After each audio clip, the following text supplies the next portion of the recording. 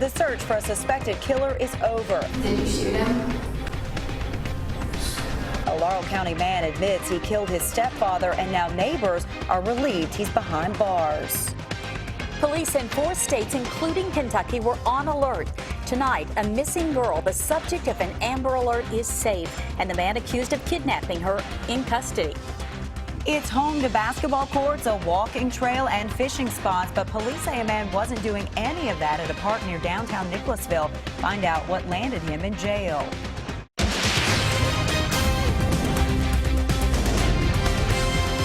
This is WKYT News at 5. Good evening to you. I'm Amber Philpott. And I'm Barbara Bailey, in for Sam Dick tonight.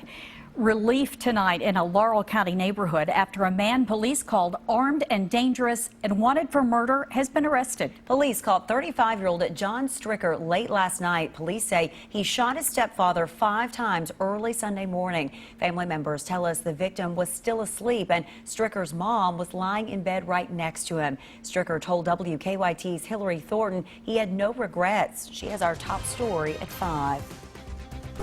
The search for John Stricker is now over. The 35-year-old sitting in the Laurel County Detention Center. What are the police saying about him? They're saying you shot your stepfather. But man ain't nothing to me. Stricker denying that the man found shot multiple times early Sunday morning was his stepfather, however never denying he is the one who pulled the trigger. Did you shoot him? Family members say Stricker has a history of mental illness and had stopped taking his medication. Stricker admitting he shot Donnie Stone 5 times, claiming military personnel told him to do so. The reason was getting older, so I carried it out. After that, Stricker says he went to a friend's house to hide out. It is there where police arrested him overnight, also finding and seizing his pistol from him. I have no clue how they found him. Do you regret at all what you did? Nope. Knowing Stricker battles mental illness and that he possibly had a gun, neighbors say they are relieved to hear he is no longer on the run. And I hope they get him the help that he needs. In Laurel County, Hillary Thornton, WKYT. A not guilty plea was entered for Stricker today in court. His bond is set at $250,000 cash with the condition of home incarceration. Her disappearance set off Amber Alerts in 5 states, including here in Kentucky. Tonight, a missing Florida girl is safe. Police say they found 4-year-old Rebecca Lewis in Memphis. The man accused of taking her, 31-year-old West Hoggs, is in custody. Police say Hoggs took the girl from her home in Lakeland, Florida on Saturday morning. Police say he is a family friend. There had been reports of the two along Interstate 75, including a sighting last night in Caryville, Tennessee, near the Kentucky border. The girl is being checked out at a hospital, but she is believed to be okay. A surprise find today at a Nicholasville park. Police say they went to Lake Mingo for a report of a man sleeping. Instead, officers say he was cooking, and it wasn't a barbecue. Now the man is charged with making meth. WKYT's Victor Puente is tracking that story from Jessamine County. Victor. Nicholasville police say that man was sleeping here at the park. They say he was also cooking meth in his backpack before he was discovered. They got a call around 8 this morning of a man sleeping at the edge of Lake Mingo Park here in Nicholasville. That's just down the street from the police department, so an officer came down to check on the man. They tell me they were planning to talk to him about possibly finding a shelter. They say when Hubert Bowling gave them his ID, they saw that he had 2 outstanding warrants in Lexington. At that point, they searched his belongings and say they found a 1-step meth lab that was active in his bag. They called out a special response team to deactivate those chemicals and took Bowling into custody. We don't know if he just didn't want to be at somebody's house while that was happening or if he just wanted to be outside while it was happening, but he was sleeping at the park legitimately, but he was also cooking meth in a 1-pot cooker method that he had in his backpack. Bowling is now facing a charge of manufacturing methamphetamine, first offense. In Jessamine County, Victor Puente, WKYT. Victor, thank you. And Nicholasville police say Bowling is from Lexington. State police now say a man found dead in his apartment last week in eastern Kentucky was murdered. Our county-by-county coverage at 5 begins in Letcher County. Investigators say a family member found 50-year-old Michael Lowe's body last Tuesday inside his home at the Mountain Breeze Apartments in Jenkins. State police now say Lowe was stabbed multiple times. Investigators have ruled the case a murder. No arrests have been made. A Shelby County man has died after he was attacked in a Las Vegas jail. A Louisville TV station reports 25-year-old Jeremiah Bowling of Shelbyville died Saturday. The coroner says he was beaten and strangled. Bowling was serving time on a theft charge. Investigators have charged his cellmate with murder. Police believe an argument led to the deadly fight. Bowling's family is now working to have his body returned to Kentucky. The sheriff says she was trying to get out of the way, but there was nowhere to go. 84-year-old Helen Shiverdecker of Menifee County died this morning after a crash on Camargo Road in Montgomery County. Tonight, investigators are still trying to figure out what caused another driver to cross the center line, hitting her car head-on. WKYT's Caitlin Sentner reports. Sheriff's deputies say these cars are actually turned in the opposite direction of the way they were traveling. Sheriff Fred Shortridge says this car here crossed the center line and that the other car actually tried to get out of the way. And you would think that, just driving normal in obeying all the traffic laws, and of course you don't make it home because somebody veers over in front of you. It was just after 8 o'clock this morning, sheriff's deputies got a call to a crash on Camargo Road in Montgomery County. They say an elderly woman was headed home toward Camargo when a man headed toward Mount Sterling crossed the center line, hitting her car head on. Sadly, we're told that woman died on scene. And in my understanding, talking to the witnesses, she tried to veer out of the way to avoid the collision. Just like a magnet, I was told, he just continued on into her path and struck her. Both cars have heavy damage, but we're told the man was conscious and he was talking to first responders. He was taken to St. Clair with non-life-threatening injuries. We're doing an accident reconstruction, and we'll try to piece together why he veered over into the path of the lady. The sheriff says the bulk of investigating will actually happen after the scene has been cleared. In Montgomery County, Caitlin Sentner, WKYT. Funeral arrangements for the victim are still pending. 70s and sunny again today, and the streak of nice weather should continue for a couple of more days. WKYT meteorologist Jim Caldwell is in the First Alert Weather Center with an early look at your forecast. Hi, Jim. And hello to you. It is a fantastic one out there with these temperatures surging back into the upper 60s, low 70s throughout the entire area, especially getting into the 70s here in central Kentucky. Go from Lexington up toward the Frankfort area and into Richmond as well, coming in with some of those low 70s, but you've got more of the warmth out to our west. While the folks and our friends in eastern Kentucky are in the 60s right now, but all in all, a good-looking October day. As we looked at this morning, though, a little different. We had a 30-degree club setting up around here. That was a little bit chilly for us, with Cynthiana and Richmond both coming in at 38 degrees this morning, and then you see the rest of them. McKee, Stanford, Richmond, and Whitley City all at 39 degrees throughout those areas. Now, here we go with the hour-by-hour run. Let's show you where we end up tonight, probably in the 40s, and then daytime highs tomorrow back in the 70s again. And it'll get even warmer, I think, on Wednesday. I'll break that down in the full forecast coming up in just a few minutes, guys. Jim, thank you. The candidates are back at work after a very tense presidential debate last night. Tense it was. Donald Trump is struggling to stay on track as support fades in the Republican ranks. CBS's Craig Boswell has the latest developments on campaign 2016 from Washington. Donald Trump's running mate, Mike Pence, was back on the campaign trail and said he's standing behind the Republican nominee. He literally embodies the spirit of America. Strong, freedom-loving, independent, optimistic. But the crisis continues to build within the GOP since the release of an explosive recording of Trump making lewd comments about women. I just start kissing them. It's like a magnet. I don't even wait. And when you're a star, they let you do it. You can do anything. House Speaker Paul Ryan says he will not defend Trump or campaign with him between now and the election. Instead, the speaker will use the time to shore up support for Republican congressional races. Paul Ryan will focus on being in 42 different cities and 17 different states, running a very aggressive next month to win back the House. Trump's remarks have prompted dozens of Republicans to withdraw their support. A defiant Trump tweeted that Paul Ryan should spend more time on balancing the budget, jobs, and illegal immigration and not waste his time on fighting the Republican nominee. Hillary Clinton kicked off a campaign event in Detroit Monday after facing Trump in a tense debate on Sunday. She said his comments about women make him unfit for office. Donald Trump spent his time attacking when he should have been apologizing. Pence says Trump has shown humility, apologized, and is ready to move past the controversy. Craig Boswell, CBS News, Washington. A Senate Majority Leader Mitch McConnell of Kentucky would not comment on the debate at an appearance in Danville today. He has already denounced Trump's lewd comments. Massive flooding tonight in the Carolinas after Hurricane Matthew dumped more than a foot of rain. An update on the devastation is in 11 minutes on WKYT. A new report is out on the price of gas. See how Kentucky fares compared to the national average later in Better Living.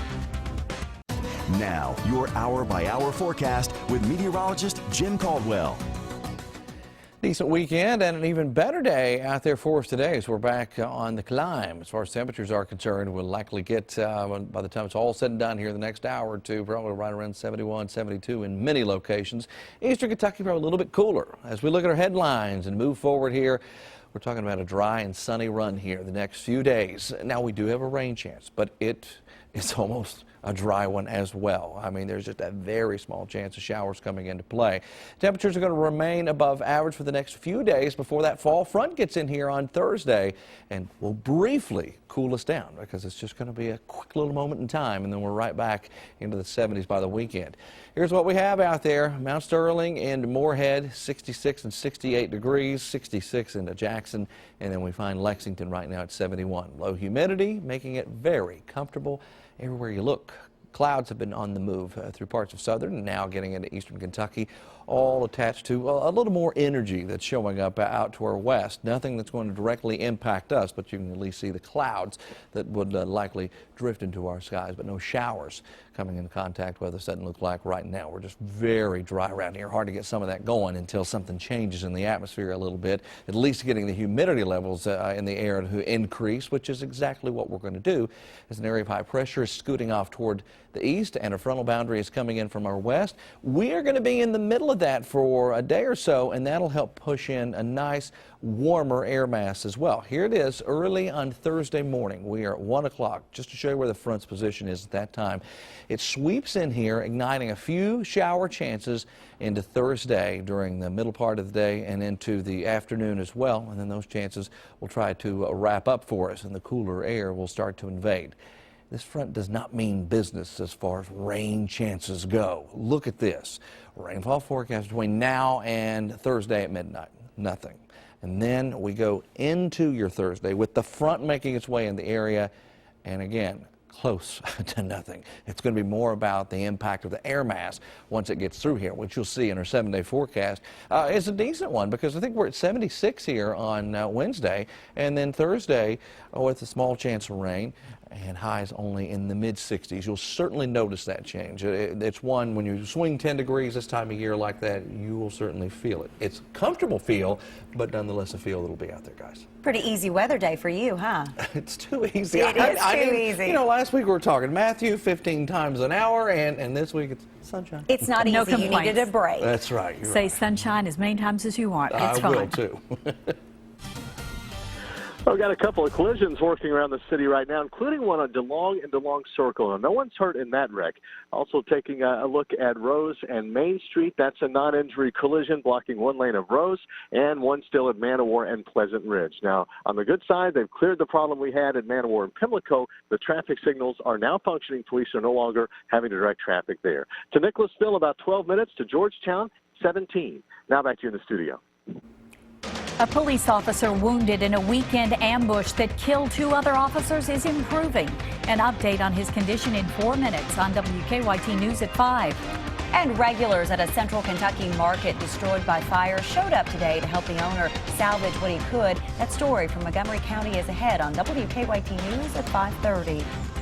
Up with the latest news on WKYT.com. Join the conversation on Twitter and become a part of the WKYT Facebook family.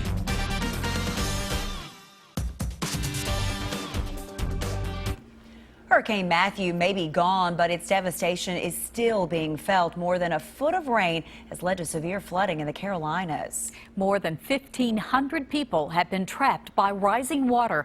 Many families may be out of their homes for days because of that high water. Some families are using their own boats to collect what they can from homes where that water is rising. We ain't got nothing, so we're going to try to get some clothes out there before they get wet. The problem was we had water last week that come in and didn't get gone before this come. So there's nowhere for it to go. Now, most of the rivers in North Carolina are expected to crest at near record levels. The storm's U.S. death toll has climbed to 20 after North Carolina Governor Pat McCrory reported 10 deaths in his state. A Palm Springs police officer wounded in a weekend shootout is now out of the hospital. A police statement says the officer was released yesterday and is doing well. The officer and 2 others were shot during a domestic disturbance call Saturday when a man suddenly pulled out a gun and opened fire. The 2 other officers died from their injuries. Police arrested 26-year-old John Felix after a lengthy standoff. Police say Felix will be charged tomorrow with murder and could face the death penalty.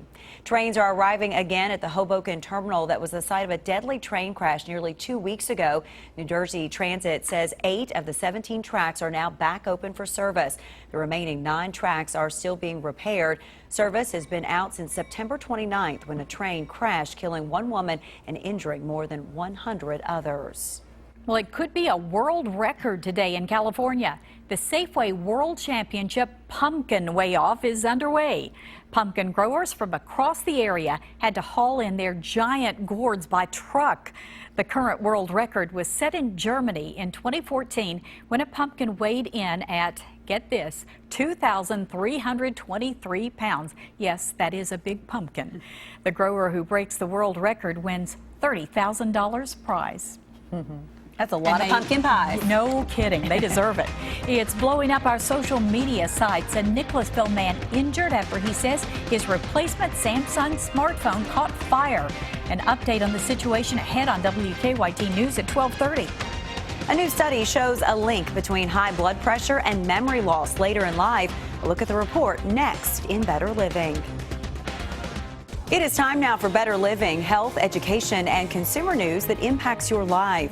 A new scientific statement out today from the American Heart Association says high blood pressure, especially in middle age, is linked to an increased risk of cognitive impairment later in life. Brian Webb reports from New York. 62-year-old Doreen Sanchez was diagnosed with high blood pressure 2 years ago. My blood pressure was shooting very high, so I ended up in the hospital. A new scientific statement from the American Heart Association says high blood pressure during middle age is associated with an increased risk of cognitive decline later on. Having hypertension during midlife, in the 40s and 50s, increases 2 to 3 times the risk of developing Alzheimer's disease later in life. Dr. Costantino Iadacola of Weill Cornell Medicine wrote the statement. Hypertension is the worst thing that could happen to the brain. Less blood gets to the brain because these vessels become thicker and they're less able to deliver the blood that the brain needs to function. Health experts say more studies are needed to examine the direct effect of hypertension on brain function, but keeping your body fit and your mind sharp may reduce the risk. Doreen Sanchez tries to stay active. I walk, I do a lot of things around the house and the yard. I'm busy. And she follows her doctor's advice. Brian Webb for CBS News, New York. Dementia affects 30 to 40 million people worldwide. That number is expected to triple by 2050 because of the aging population. Turkey Hill is recalling some mislabeled packages of ice cream. The Pennsylvania-based dairy says some of its 48-ounce containers of Dutch chocolate premium ice cream actually contains Rocky Road premium ice cream instead. Rocky Road contains almond and egg ingredients that could pose problems for people with allergies. The packages in question say Dutch chocolate but have Rocky Road lids. The ice cream is sold in 25 states, including here in Kentucky. Gas prices remain well above above $2 across the nation. That's according to GasBuddy.com. The average price is $2.26. The Kentucky average is $2.24, and the Lexington average is $2.23. Nationally, prices are up 8 cents from this time last month, but down 6 cents from this time last year. And this weekend, hundreds will lace up their running shoes to help raise money for life-saving screenings to fight breast cancer. This weekend, the St. Joseph Hospital Foundation is hosting its second annual Yes Ma'am 5K on Saturday morning at R.J. Corman Railroad Group in Nicholasville. The Yes Ma'am program provides mammography screening and testing for the underinsured. The race begins at 9. To register, go to KentuckyOneHealth.org/YesMa'am5K. Now, here's what's coming up for you at 5:30.